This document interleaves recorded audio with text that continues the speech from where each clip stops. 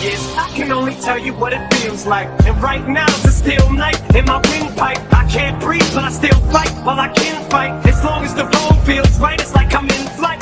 High off a log, drunk from my head. Sebenarnya sidang kemarin itu pagi-pagi ya, saya bertemu dengan Ketua Pengadilan Negeri, namanya Mereka Pasaribu. Saya katakan, lepaskanlah ini klien saya ini, malu kita nanti. Bagaimana ini Kapolri mengatakan SP3 ditujukan ke saya dan ditujukan kepada Kapolda. Tapi ketika SP3 kata Kapolri, Kapolda langsung lobby Kajati. Kajati yang baru, jaksa yang baru, bilang gitu. Malu kita bang, saya bilang gitu. Saya bilang gitu kepada Ketua Pengadilan Negeri Selatan. Tapi kata Ketua Pengadilan Negeri, dia tidak berwenang. Kalau you tidak berwenang, kenapa you tahan sampai tanggal 17? Saya bilang begitu. Oh itu karena penyidik melobi bang. Kewenangan penyidik. Loh, apa kewenangan penyidik? Melobi Ketua Pengadilan Negeri. Sejak kapan? Atas asas dasar apa kewenangan penyidik melobi Ketua Pengadilan Negeri gitu loh. Tapi dia bilang saya kurang baca KUHAP katanya. Saya nggak tahu, sampai sekarang saya bolak-balik baca-baca KUHAP itu tidak ada kewenangan penyidik untuk melobi Ketua Pengadilan Negeri. Kemudian, oke lah, kalau you bilang tidak berwenang, ya udahlah sampai sini aja. Tapi dengar bang, ini yang jelas 12 tahun ini Ike Parida ini minta tolong. 9 kali kemenangan dia.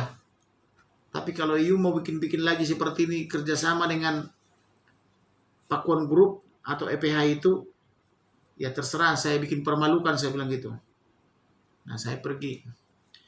Lalu saya minta lagi ke majelis hakim kan, Pak saya sudah bertemu dengan Ketua Pengadilan Negeri tadi, 3 orang. Ini kewenangan Bapak katanya.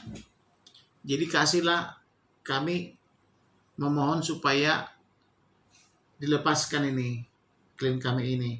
12 tahun dia memohon sertifikatnya. Dan Anda menyita sertifikat dari mana? Anda sita sertifikat? Saya bilang begitu.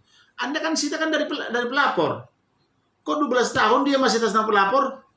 Lalu apa dong artinya dibayar 3 miliar 50 juta 12 tahun?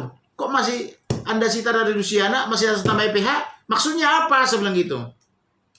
Nah kemudian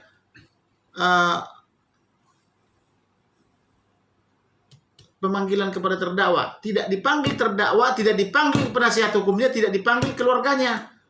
Kok kemarin itu langsung didakwa dalam keadaan sakit? Saya bilang gitu. Nah, kemudian saya bilang lagi begini. Dengan berbagai argumen kuat ya. Kemudian dilanjutkan oleh Ibu Dr. Ike Parida. Dr. Ike Parida itu adalah doktor dan SHLLM. Dr. Ike Parida ini tidak pernah sekalipun memberi keterangan palsu. Dan tidak pernah memberi kuasa kepada pengacaranya. Yang diberi kuasa adalah pengacaranya mengajukan nopum. Untuk bersumpah itu majelis hakim sini sama dokter siapa namanya siapa itu SHLM itu yang bikin itu Ike Nurinda apa namanya itu Nurinda yang bersumpah. Nurinda yang bersumpah di sini, kenapa minta pertanggungjawaban kepada Ibu Dr. Ike Parida? Saya bilang gitu. Bagaimana Nurinda dikonsep di sini sama majelis hakim, tapi kok mintanya kepada Dr. Ike Parida? Nah gitu loh. Jadi seperti biasa kan majelis hakim bilang, iya nanti pak gitu kan. Nah kemudian saya minta dibatalkan pembatalan penahanan karena tidak berdasar, saya bilang gitu. Karena tidak berdasar penahanan itu, tidak berwenang PN Selatan itu. Saya minta tidak berdasar. Kalau enggak semua nanti media saya kumpulkan di sini, saya bilang. Nah kemudian pidato oleh Ibu Dr. Ike Parida ini menyampaikan segala sesuatu dan pidatonya itu menurut saya bagus. Kemudian mengenai di luar pengadilan, ada mahasiswa katanya mahasiswa menjelek-jelekkan Ibu Dr. Ika Farida ini. Lalu saya tanya, Anda pemilik apartemen? Saya bilang, tidak. Anda dari mana? Dari mahasiswa. Mahasiswanya kampusnya di mana? Tidak mau beritahu. Oke, Anda menjelek-jelekkan Dr. Ika Farida. Ada surat kuasanya enggak? Yang Anda maksudkan itu? Tidak ada. Jadi bagaimana Anda menjelek-jelekkan Dr. Ika Farida sementara suratnya Anda tidak tahu? Kemudian ada selebaran-selebaran begini. Sudah mau dikembalikan uangnya tapi tidak mau katanya. Satu lembar gini. Disita oleh Mbak Putri. Sama putrinya Ibu Dr. Ika Farida atas nama Alia. Disita dari tangannya. Kamu tahu dari mana dikembalikan uangnya nggak mau? MK mengatakan dikembalikan enggak? Kalau tidak diminta kembalikan oleh MK, bagaimana caranya pengembaliannya? Final and banding. Kalau pisah harta, kemudian perdata, putusannya gimana? Inkrah panggewis, udah inkrah. Kemudian di selatan bagaimana katanya? 2 kali digugat oleh Ibu Farida di situ. Klien Anda tidak beretikat baik.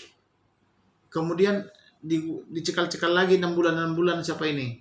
Dr. Ika Farida ini. Digugat ditun. Menang 9 kali kemenangannya. Apa gunanya kemenangan 9 kali? Kok Anda bilang kembalikan 3 miliar nggak mau? Bagaimana sih? Saya bilang gitu. Saya bentak begitu.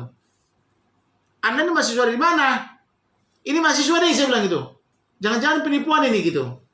Bubarlah mereka, langsung pergi jauh-jauh gitu loh.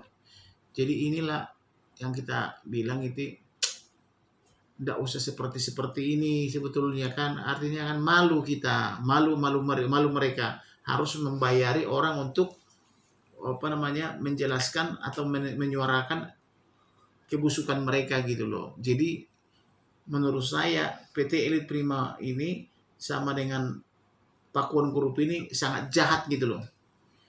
Tapi kalau memang mereka mau jahatnya terus, oke, kita layani jahatnya itu. Saya akan bela Ibu Ika Farida sampai selama-lamanya. Gitu. Korbannya banyak.